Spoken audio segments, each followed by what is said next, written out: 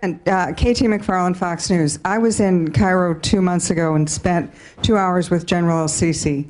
And the impression that he was very clearly conveyed was one of great, not only disappointment, but a sense of real bitterness to the administration in Washington, feeling, and he said, you know, it's not the aid, it's not the money, it's the fact that you didn't endorse us. It wouldn't have cost you a penny if you had endorsed us, and it would have made all the difference.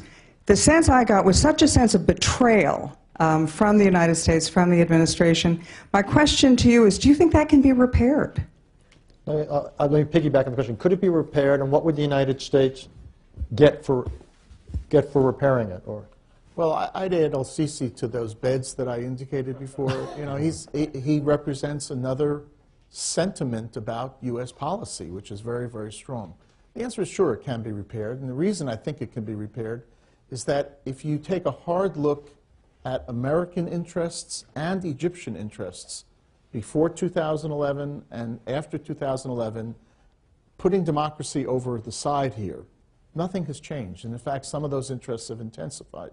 I think the instability in Sinai has brought home to Egypt a long period of laxity in its approach to the emerging problems in Gaza of Hamas and other terrorism. I think Egypt's concerns about the Nile waters have brought home to Egypt its own insufficiencies with respect to its military capabilities. I think the problem or the question of spillover of what's happening in Libya is very disturbing to Egyptian strategic thinkers. So if you take, again, putting democracy over here, if you take a listing of the vital interests that brought our two countries together, nothing has changed, and I think it's intensified. And that's why I think that over time, you get over, you know, the feeling that we should have been supported better. You know, there'll be more Chuck Hagel conversations, and Sisi at some point will, you know, begin to get over the hurt, and we'll manage to find a way to work with each other. It's not really about Sisi. It's really, you know, I think it's a zero-sum game in Egypt right now. It's a zero-sum game, and there's no nuance. And they don't like somebody to sit back and reflect. And that's the way the whole thing is posited. And some of it is tactical, some of it is genuine. So I mean, you have to make an assessment about what that's about.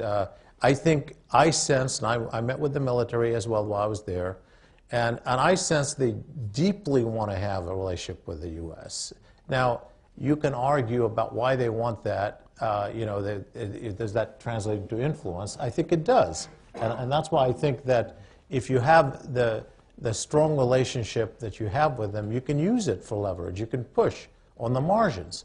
But ultimately, it's going to be the Egyptian street that's going to push them, not America.